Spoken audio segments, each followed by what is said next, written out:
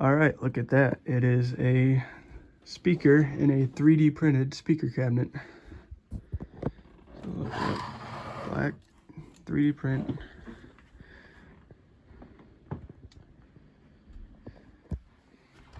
So my uncle has a 3D printer that's actually big enough to print a cabinet of this size all in one, print. And it's an Eminent speaker in there, 200 watt. As you can see, I got gaff tape on the speaker right now, which shouldn't be needed. I guess the hardest part of the project is figuring out how to mount the speaker to the cabinet. So I took sort of like little, I guess you normally use them for dry or concrete. Like to screw into concrete, you drill your concrete hole and then put in the little plastic threads. So I sort of did the same concept here. I drilled into the plastic and then I took epoxy and filled basically my hole I drilled with my threads in there so then I could thread my speaker in. And I think it holds pretty well. I didn't really want to test it, so I still have the gaff tape on there. But I don't know, it'd probably hold. I've got quite a few screws in there. But as you can see, input right there. One of the coolest things with 3D printed cabinets, what you can do is have a bunch of channels inside your cabinet, which you probably can't really do super easily with wood. I don't know if it really does anything to the sound, but it's an interesting concept, and someone that knows more about speaker cabinet design would probably be able to talk more on it. For me, it just, I guess, I don't know, it's lightweighting. But yeah, it holds itself up. It weighs almost nothing. The speaker weighs a lot more than the cabinet does. If I did it again, I'd probably put a better handle on it. I mean, it works, but I'd like something a little more substantial. The back layer coming off the print bed, so that's why you can see directly into the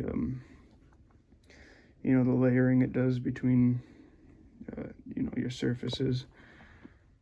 But I don't think it's a big deal.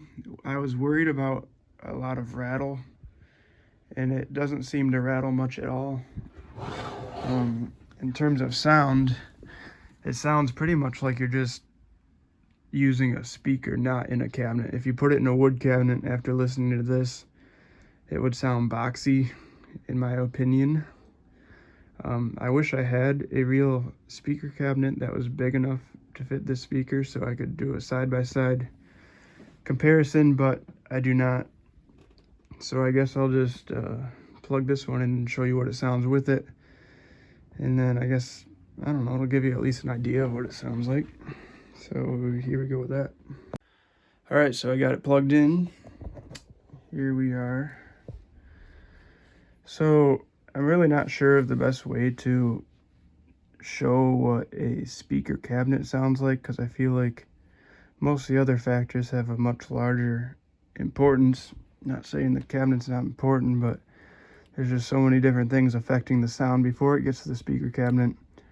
I don't think that this is really going to show you what a speaker cabinet sounds like. So I got a Joyo amp, which is a solid state amp, I believe, with a tube output stage. So see the tube glowing in there. Don't quote me on that. It's got a clean side and a dirty side.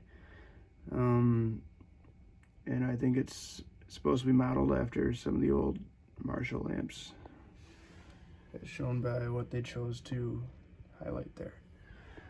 And then for recording this, I don't have one of the little stands for a microphone, so I'm just resting it on the side of my case here. Once again, I'm not really an expert in recording amps. Most of the time I like to go just direct out of my Fender Champion, which I got sitting here sort of under my bed. Just because I'm not able to get as clean of a sound normally recording with the mic as I am just direct out. But I'm trying it here.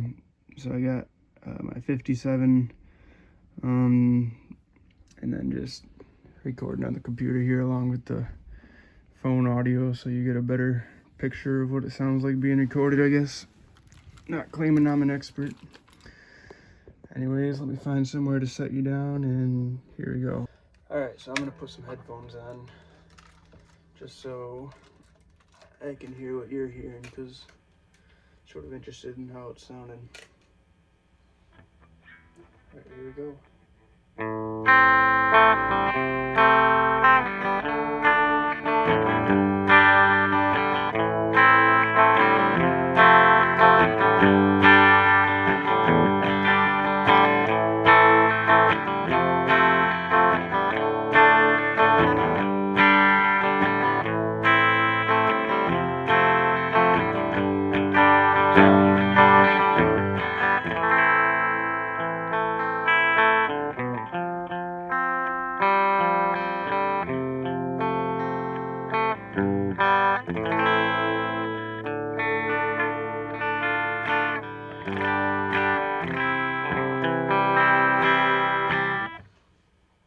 So I can show you a little bit on the dirty side too.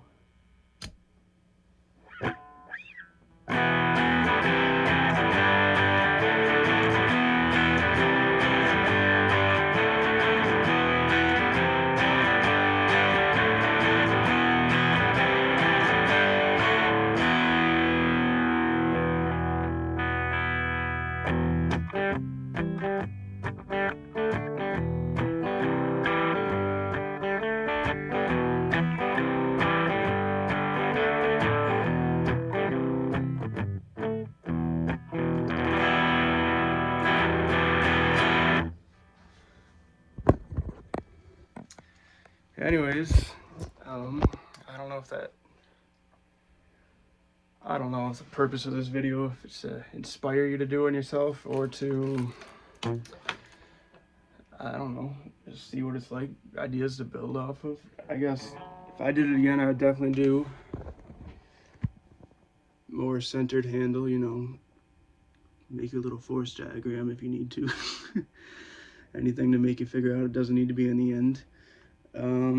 And then figuring out a way to mount your speaker in there securely is probably the biggest challenge you'll face, assuming you got a printer big enough to do it all. But if you want a small speaker cabinet that you can carry around easily and fit, hang on, my still recording.